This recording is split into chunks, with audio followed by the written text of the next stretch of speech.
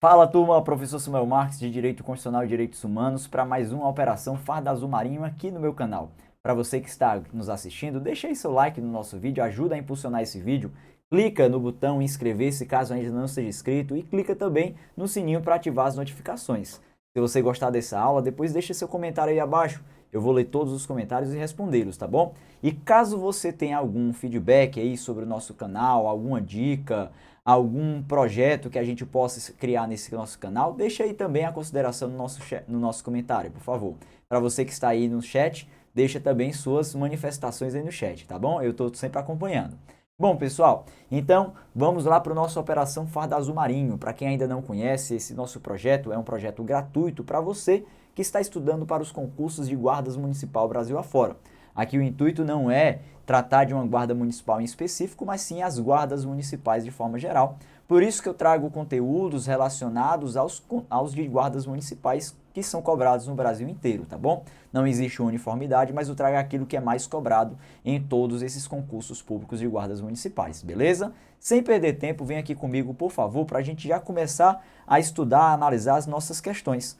Olha lá a nossa primeira questão, pessoal, sobre o assunto princípios fundamentais. Lá diz assim, ó, o fundamento do Estado Democrático de Direito, previsto no artigo 1º da Constituição Federal, que torna o cidadão titular de direitos e o que qualifica como participante da vida do Estado é chamado de quê? Primeiramente, tá? Quando aqui tratou em fundamento do Estado Democrático de Direito, a gente está necessariamente falando do artigo 1º da Constituição, que fala dos fundamentos da República Federativa do Brasil. Nós temos lá 5 fundamentos: a soberania, a cidadania, a dignidade da pessoa humana, o valor social do trabalho e da livre iniciativa e o pluralismo político. Esses são 5 fundamentos presentes no artigo 1º da nossa Constituição. Aqui, pessoal, estamos falando dos princípios fundamentais. E é muito importante também que a gente saiba se localizar dentro dos princípios fundamentais. Artigo 1º, este da nossa questão, trata dos fundamentos da República Federativa do Brasil. Artigo 2º, sobre a separação dos poderes. Artigo 3º, sobre os objetivos da República Federativa do Brasil. E o artigo 4º, sobre os princípios das relações internacionais em que a República Federativa do Brasil faz parte. Então esse é um raciocínio interessante, pessoal, que a gente deve fazer sempre, tá? Saber o que se está pedindo na questão. Aqui no caso, como vocês observaram, fundamento. Aqui, além disso, ainda falou do artigo 1º. Tudo bem, então você só vai olhar para esse artigo, obviamente, pessoal. E qual é o nome daquele fundamento que torna o cidadão titular dos direitos e qualifica como participante da vida do Estado? Bom, como a gente sabe, são 5 fundamentos, o famoso só si de vaplu. Só de soberania, si de cidadania, di de dignidade da pessoa humana, va de valor social do trabalho e da livre iniciativa e plu de pluralismo político. Qual é aquele que qualifica o indivíduo, pessoal, para participar da vida do Estado? O nome desse fundamento é cidadania, tá bom? Então, olha, o item que você deve marcar aqui não é o item A, não é o item B, não é o item C, é o item D, que trata da cidadania.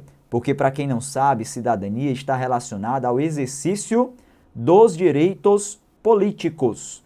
Exercício dos direitos políticos. Isso é o que nós chamamos por cidadania. E aqui eu gostaria que vocês tomassem cuidado, tá? É muito comum de as pessoas entenderem de forma equivocada que cidadania é a mesma coisa que nacionalidade. Não é, pessoal. Nacionalidade e cidadania são 2 pontos distintos. Por que a gente deve considerar como pontos distintos? Olha, a nacionalidade é aquilo que visa estabelecer o vínculo jurídico-político que liga um indivíduo a um Estado. A nacionalidade, ela relaciona um indivíduo a um Estado, traz esse vínculo. Já a cidadania é o que faz com que esse indivíduo possa exercer sua vontade na vida do Estado. Essa é a diferença, tá bom? Nacionalidade é o vínculo, cidadania é o exercício dos direitos políticos. É muito comum de as pessoas falarem, fulano de tal garantiu a cidadania americana. Eu sei que aquela pessoa está querendo falar, na verdade, que fulano de tal se tornou americano, ou seja, garantiu a nacionalidade americana. Mas juridicamente falando, essa expressão, pessoal, fulano de tal garantiu a cidadania americana, significaria dizer o quê? Que fulano de tal passou a ter exercício dos direitos políticos dos Estados Unidos, passou a votar e ser votado. Não devem ser confundidas essas duas compreensões, tá bom? Cidadania é o fundamento que nós devemos marcar aqui e cidadania é o que corresponde ao exercício dos direitos políticos. É tanto que naquele remédio constitucional bem interessante, chamado de ação popular, a condição em que a parte autora deve preencher para propô-la, qual é, pessoal? É a condição de cidadão. E ser cidadão é ser brasileiro? Não é. Ser cidadão não é ser brasileiro. Ser cidadão é estar no exercício dos direitos políticos. Embora vale a pena destacar, tá? Que quando eu falo do cidadão, o cidadão é aquele que está no exercício dos direitos políticos e para tal é necessário ser brasileiro. Vale a pena a gente destacar essa ideia, por quê? Porque a nossa Constituição Federal assim impõe, tá bom? Tem que ser brasileiro para exercer direitos políticos, uma vez que o estrangeiro ele é inalistável, ou seja, ele não vota, e ele também é inelegível, ou seja, ele não pode ser votado, beleza? Bom, item D é o gabarito da nossa primeira questão. Aqui, de acordo com o artigo 1º, inciso 2 da nossa Constituição Federal. Aqui está o endereço constitucional que indica a chamada cidadania como fundamento da República Federativa do Brasil. Passa comigo, então, para a nossa segunda questão. Olha lá, ó. Jeremoabo, dirigente de sociedade de economia mista, da qual participa o Estado de São Paulo, pratica ato que causa dano ao patrimônio da empresa. Inconformado com tal ato, Trasíbulo resolve questioná-lo judicialmente.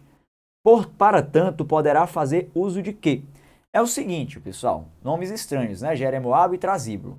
Mas o que é que acontece? O Jeremoabo praticou um ato lesivo ao patrimônio da empresa, que é da Sociedade de Economia Mista, em que ele atua, né? Que ele é dirigente, uma empresa. Tudo bem. Ponto interessante, é uma entidade do Estado, tá? É uma entidade pela qual o Estado participa. Houve um ato lesivo ao patrimônio público, então, da entidade que o Estado participa. Qual seria o remédio constitucional? Qual seria a ação constitucional judicialmente aplicável nessa situação, pessoal?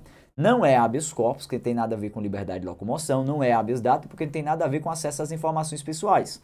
Não tem nada a ver também com mandado de segurança, porque não é direito líquido e certo não amparado por habeas corpus ou por habeas data. E nem é o mandado de junção, porque não visa questionar a falta de norma regulamentadora que esteja prejudicando o direito constitucional. O remédio que nos sobra é aquele chamado de ação popular. Então, a ação cabível nessa situação que o Trasíbulo deverá propor, pessoal, é a ação popular. Aqui a gente vai observar o que dispõe o artigo 5º, inciso 73 da nossa Constituição Federal. Aquele que trata da chamada ação popular. Esse seria o remédio cabível. Por quê, professor? Simples, pessoal. A nossa Constituição diz assim: qualquer cidadão é parte legítima para propor ação popular, que vise anular ato lesivo ao patrimônio público ou de entidade que o Estado participe. Olha aqui, ó, entidade que o Estado participe. Qual é aí, hein? A Sociedade de Economia Mista, que é uma entidade administrativa, não é isso? Beleza. Ou de entidade que o Estado participe, a moralidade administrativa, ao meio ambiente e ao patrimônio histórico-cultural, ficando o autor, salvo comprovada má-fé, isento de custas judiciais e ônus da sucumbência. Olha que interessante, pessoal. Então, no caso de ato lesivo de a entidade que o Estado participe, caberá qual remédio constitucional? A ação popular. Portanto, o remédio, a ação que o Trasíbulo deverá utilizar é a ação popular, na forma do artigo 5º, inciso 73. Item A. Mandado de segurança desde que comprove possuir domicílio no Estado de São Paulo. Nada a ver com nada a ver. Falso. Item B. Mandado de segurança pouco importando o local de seu domicílio. Não é um mandado de segurança e pouco importa mesmo. Item C. Ação popular. Beleza. Desde que demonstre a sua qualidade de cidadão. Beleza. Pouco importando o local de seu domicílio. Correto, correto. Esse é o item que nós devemos marcar. Ah, professor, não tem que comprovar que mora em São Paulo? Não tem não, pessoal. Ato lesivo a patrimônio público de entidade administrativa, moralidade administrativa, meio ambiente e patrimônio histórico e cultural, cabe ação popular, independentemente de onde esse cidadão resida. Pouco importa. O que importa entender para nós é que a ação popular, ela visa, pessoal, controlar a atividade do poder público. E a atividade do poder público sendo praticada em qualquer parte do país, ela será lesiva à sociedade, ao interesse público como um todo. Portanto, é cabível a ação popular. Diante disso, o item C de casa é o nosso gabarito, tá bom? Pode marcar. Beleza. A ação popular bastando para tanta prova que reside no país e que possui domicílio no estado de São Paulo. Não precisa possuir domicílio no estado de São Paulo, não é necessário residir, o que é necessário é ser cidadão. E você já sabe da questão passada, o cidadão não é qualquer pessoa. O cidadão não é somente aquele que tem a nacionalidade brasileira. Cidadão é aquele que está no exercício dos direitos políticos. É isso que você deve entender. Portanto, item C de casa, gabarito aí da nossa segunda questão, na forma do artigo 5º, inciso 73, que trata da ação popular. Eu passo com vocês agora para a nossa terceira questão. Olha lá que interessante essa questão, tá? São cargos privativos de brasileiros natos, exceto. Pessoal, se está pedindo exceto é porque ele quer exatamente o inverso, né? Ele quer o incorreto para cá. O que é que ocorre, tá? Cargos privativos de brasileiros natos. Existem cargos privativos de brasileiros natos? Existem. Esses cargos estão presentes lá no artigo 12, parágrafo 3º da Constituição Federal. Mas antes disso, pessoal, eu gostaria que vocês analisassem dois dispositivos constitucionais do artigo 12. Artigo 12 fala sobre os direitos de nacionalidade. Existe o dispositivo estabelecido lá no parágrafo 2º, inicialmente, o parágrafo 2º, que fala sobre a igualdade entre brasileiros. Você vai entender, pessoal, que em regra deve haver o que nós chamamos por igualdade entre brasileiros. Que brasileiros? Os brasileiros natos e os brasileiros naturalizados. Você vai entender que normalmente brasileiro nato e brasileiro naturalizado devem ser tratados de forma idêntica. Porém, no texto da Constituição diz assim, olha, a lei não poderá estabelecer distinções entre brasileiros natos e naturalizados, salvo nos casos previstos nesta Constituição. Pessoal, todo salvo nos indica o quê? Uma regra ou exceção, hein? Obviamente que é uma exceção, não é? Então quer dizer, pessoal, que em regra haverá igualdade entre brasileiros. Mas desta regra nós encontraremos uma exceção, salvo nos casos previstos na Constituição Federal. Deixa eu ajeitar isso daqui. Salvo nos casos previstos na Constituição Federal. Beleza, pessoal? Então a gente vai entender que, em regra, deve haver a igualdade entre brasileiros. Só que existe essa exceção, que é em casos previstos na nossa Constituição Federal. Mas olha que interessante, exceções somente se estiverem dentro da Constituição Federal. Uma exceção clássica que a gente pode lembrar aqui é aquela sobre as regras de extradição. A gente sabe, pessoal, que nenhum brasileiro será extraditado, salvo o naturalizado, em caso de crime comum praticado antes da naturalização ou de comprovado envolvimento em tráfico de entorpecentes e drogas afins nos termos da lei. O que é que a gente entende? Que brasileiro nato jamais será extraditado, mas o naturalizado pode? Pode. Isso a gente sabe, não é? Beleza? Então, olha, é uma exceção à regra de que brasileiro nato e naturalizado são tratados de forma idêntica, forma igual. Isso é possível? Sim. Por quê? Porque está previsto na Constituição. E a outra exceção, pessoal, é essa daqui da questão. Existe previsão constitucional do que nós chamamos de cargos privativos de brasileiro nato. Cargos privativos de brasileiros natos. Privativos de brasileiros natos. O que são cargos privativos de brasileiros natos? Olha, pessoal, são aqueles cargos que somente podem ser ocupados por quem está na qualidade de brasileiro nato. Brasileiro naturalizado pode ocupá-los? Óbvio que não. Estrangeiro, muito menos.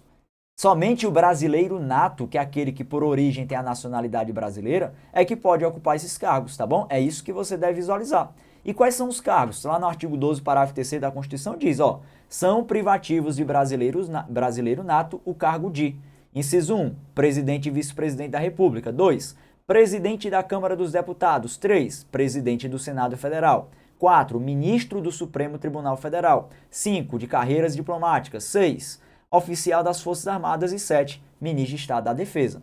Esses são os cargos privativos de brasileiros natos indicados lá no texto da Constituição, tá bom? A gente até costuma lembrar por meio de um bizu, que eu não sei se vocês já ouviram falar, que é o bizu do mp3.com. É de informática, professor? Isso aí é não, tá, pessoal? É um bizu do direito constitucional. As pessoas costumam lembrar, por meio desse bizu, mas eu vou logo dizer para vocês, pessoal, que ele está incompleto, tá? Está incompleto, mas ele ajuda. Primeiro M vem do cargo de ministro do Supremo Tribunal Federal, tá bom?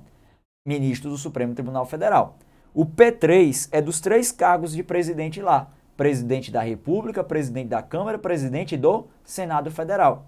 O C aqui, voltando aqui com vocês, o C ele significa, pessoal, os cargos de carreiras diplomáticas. O Ozinho aqui, ó, de oficial das Forças Armadas. E o M de ministro de Estado da Defesa. É assim que a gente vai visualizar sobre os cargos privativos de brasileiros natos. Com essas considerações, eu gostaria de analisar com vocês agora os nossos itens. Olha lá, ó. Presidente da República, pessoal, é privativo de brasileiro nato? É. Portanto, eu vou marcar como exceto? Não, tá bom? Isso aqui é privativo, então não marca, porque ele pediu exceto, beleza? Presidente da Câmara dos Deputados é privativo de brasileiro nato? É sim, tá lá no P3. Beleza. Item C, oficial da Marinha é privativo de brasileiro nato? Pessoal, oficial da onde que é privativo de brasileiro nato, hein? O oficial das Forças Armadas. Só que eu quero que vocês reparem comigo no ponto interessante, tá? Oficial das Forças Armadas é privativo de brasileiro nato. Só que eu pergunto a vocês quais são as Forças Armadas. Forças Armadas compreendem a Marinha, o Exército e a Aeronáutica, né? Essas são as 3 armas. Obviamente, pessoal, se o cara é oficial da Marinha, ele é ou não é automaticamente também considerado oficial das Forças Armadas, hein? Claro que sim. Portanto, olha que consideração interessante que a gente deve destacar. Oficial da Marinha, pessoal, é a mesma coisa que oficial das Forças Armadas. Portanto, esse cargo é privativo de brasileiro nato, tá? E aqui eu quero só que você observe este ponto, por quê? Porque a questão está cobrando de forma diversa, mas ainda assim tornando o raciocínio idêntico. É possível fazer isso em prova? É, tá aí uma questão, um exemplo disso. Então toma cuidado, por favor, para não confundir isso em prova. O oficial do Exército, o oficial da Marinha, o oficial da Aeronáutica são oficiais das Forças Armadas. Por quê? Porque Marinha, Exército e Aeronáutica fazem parte das Forças Armadas. Portanto, item C você não deve marcar, já que pediu o exceto, pessoal. E olha lá o nosso item D. Ministro do Tribunal Superior do Trabalho.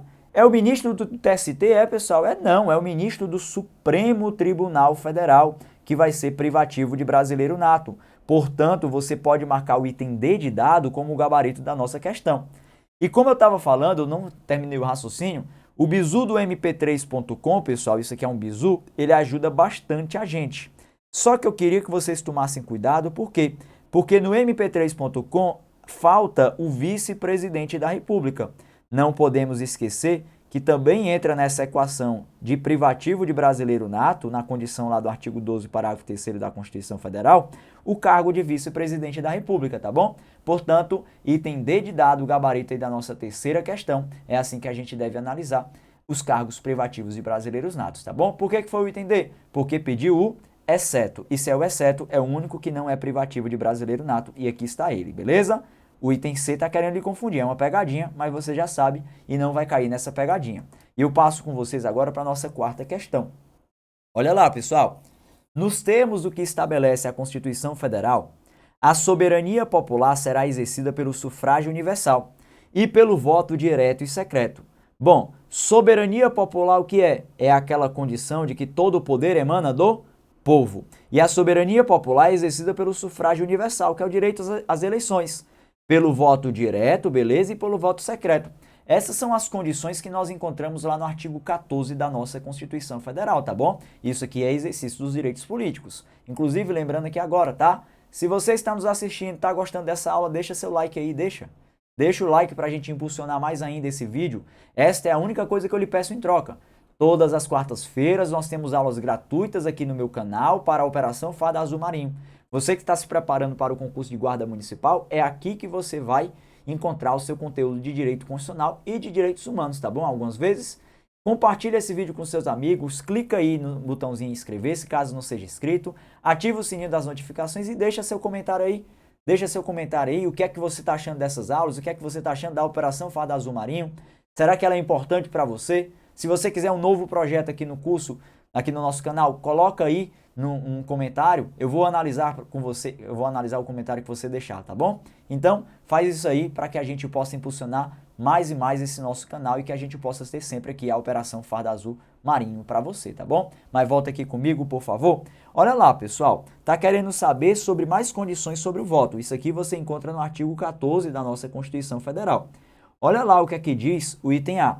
Facultativo para os analfabetos e para os maiores de 70 anos. E aí, pessoal, é facultativo para o analfabeto? É. É facultativo para maior de 70 anos? Também é, pessoal. Aqui já estamos diante do nosso gabarito. Aqui nós encontramos a disposição prevista no parágrafo 1, parágrafo 1º, inciso 2 da nossa Constituição Federal, lá do artigo 14, tá bom? Artigo 14. Nós devemos lembrar que o voto e o alistamento eleitoral, eles são obrigatórios para os maiores de 18 anos e facultativos para analfabetos maiores de 70 anos e maiores de 16 e menores de 18 anos. Só que eu queria, pessoal, aproveitar o ensejo aqui e pedir para você considerar algo interessante, tá? Ó, cuidado quanto a essa ideia de maior de 70 anos. Muitas vezes as pessoas confundem com os idosos. Por favor, não confundir com os idosos. Por que você não deve confundir com os idosos? É simples. Qual é a idade em que o indivíduo passa a ser considerado como idoso no Brasil, pessoal? O idoso no Brasil é a partir dos 60 anos, 60. Aqui no caso é a partir dos 70 anos, 70. Então não vamos confundir. Ah, professor, mas quem é maior de 70 anos é idoso. É, pessoal, mas não é a condição de idoso que torna o voto facultativo. Eu faço uma pergunta para você. O cara tem 68, tá? 68 anos. Esse cara é obrigado a votar? É. Mas ele é idoso? Também é. É a condição de idoso que torna o voto facultativo? Não. A condição de maior de 70 anos. E é isso que você deve tomar cuidado. Item A já é o nosso gabarito aí da questão. Olha o item B. Obrigatório para os maiores de 16 anos. Falso. Item C. Obrigatório para todos, inclusive os analfabetos. Falso, pessoal. Analfabeto é facultativo também, né? Falso aí. Item D. Obrigatórios para todos, inclusive para os maiores de 70 anos. A gente sabe que maior de 70 anos é facultativo votar. Portanto, o item A é o gabarito da nossa questão, de acordo com o artigo 14, parágrafo 1º, inciso 2 da nossa Constituição Federal, tá bom? Beleza, passa comigo, por favor, para a nossa próxima questão, a nossa quinta e última questão. Olha lá que interessante ela, tá? Não integra os direitos e garantias previstos no artigo 5º da Constituição Federal Brasileira de 88. Bora lá analisar. Item A. Não há crime sem lei anterior que o defina, nem pena sem prévia cominação legal. Para quem não sabe o que é isso, pessoal, esse é o famoso princípio da anterioridade da norma penal, tá bom? Ele está previsto lá no artigo 5º, inciso 39 da Constituição. Não há crime sem lei anterior que defina, e a Constituição fala mais, né? Nem pena sem prévia cominação legal. Essa disposição ela é interessante. Tá correto esse item, você não vai marcar, tá? Porque ele pediu que não integra, não é? E é interessante que isso daqui também está presente, sabe aonde? No artigo 1º do Código Penal. É uma noção básica do direito penal que nós devemos entender que para que uma conduta seja considerada como um crime, é necessário que antes dela haja uma lei, e essa lei defina como tal. Esse é o raciocínio que nós devemos exercer. Então, olha, item A, pessoal, não deve ser marcado porque ele pediu que não integra. Falso para cá. Item B. A lei não retroagirá em hipótese alguma. Pessoal, a lei penal não retroagirá, não é? Mas em hipótese alguma, aí é que se engana. A gente sabe que a lei penal não retroagirá, mas existe um salvo. Salvo para beneficiar o réu. Isso você encontra lá no artigo 5º, inciso 40, no famoso princípio da não retroatividade da norma penal. Beleza, pessoal? Então você deve entender que aqui está falso. Por quê? Porque existe um salvo. Salvo para beneficiar o réu. Então, quando afirmou em hipótese alguma, está querendo dizer que nenhuma situação poderia retroagir. E aqui está falso, porque pode sim, existe esse salvo. Falsa essa disposição, tá bom? Isso você encontra lá no artigo 5º, inciso 40 da nossa Constituição Federal. O item A você encontra lá no artigo 5º, inciso 39, que você já entendeu que não era para ser marcado, tá bom? Ó, artigo 5º, inciso 39, porque ele pediu não, portanto pode marcar o item B de bola como nosso gabarito. O item C, não apenas sem prévia combinação legal, é uma continuação lá do inciso 39. Não há crime sem lei anterior que defina, nem pena sem prévia combinação legal. E o item D, Não haverá pena de trabalhos forçados. Está correto, pessoal. A pena de trabalhos forçados é uma pena proibida, que está presente lá no artigo 5º, inciso 47 da nossa Constituição Federal. As penas proibidas que estão listadas de forma taxativa no texto da Constituição. São penas proibidas, só para a gente lembrar, a pena de morte, salvo em caso de guerra, declarada nos termos do artigo 84, inciso 19. A pena de caráter perpétuo, a pena de trabalhos forçados, que é o que a gente identifica agora, a pena de banimento e as penas cruéis. Essas são as 5 penas que estão taxativamente previstas no texto da Constituição. Ali estamos diante de uma lista taxativa, tá bom? Somente essas penas são proibidas e no caso o item D de dado, ele está correto, portanto você não deve marcar, uma vez que pediu para marcar o que não integra, daí o item B de bola foi o nosso gabarito. Tranquilo, pessoal? Raciocínio interessante que essa quinta questão nos trouxe. E com isso, resolvemos a nossa última questão aqui do Operação Farda Azul Marinho desta semana. Se você curtiu esse vídeo, deixa seu like aí, mais uma vez eu peço, caso você ainda não tenha dado seu like. Compartilhe esse vídeo com seus amigos, vamos alcançar aqui a maior quantidade de inscritos. Clica aí no botão inscrever-se, tá? Caso você ainda não seja inscrito no canal, sempre, toda quarta-feira, teremos aqui a Operação Farda Azul Marinho. Clica no sininho das notificações para você saber quando é, pessoal, que a gente vai estar aqui presente. E além disso, deixa seu comentário aí, tá? Deixa seu comentário positivo, dê seu feedback sobre o canal. Fale aí de um projeto que poderia ser criado aqui. Enfim, diga aí o que é que a Operação Farda Azul Marinho ela tem proporcionado para você, o que é que ela tem ajudado. O intuito deste canal é democratizar o acesso ao ensino, tá bom? Eu não cobro nada sobre esse canal. Esse canal é gratuito para você e o que eu quero mesmo é lhe ajudar a conseguir alcançar o seu plano, tá bom? Beleza? E antes da gente encerrar, vem aqui comigo, por favor. Eu quero deixar para vocês aqui à disposição o meu Instagram. Lá no meu Instagram, pessoal, eu sempre divulgo os projetos de aula que eu participo, tá bom? Aulas gratuitas aqui no YouTube. Lá no meu Instagram você vai saber sempre que eu postar também vídeo aqui no meu canal, @ProfSamuelMarques. Além de você poder também, lá no meu Instagram, mandar mensagem no meu direct e assim tirar qualquer eventual dúvida que tenha sobre a nossa matéria, tá bom? No mais, vou encerrar por aqui a nossa Operação Farda Azul Marinho desta semana e a gente se encontra na próxima quarta-feira aqui neste canal com mais uma Operação Farda Azul Marinho. Um forte abraço e até mais. Valeu, pessoal!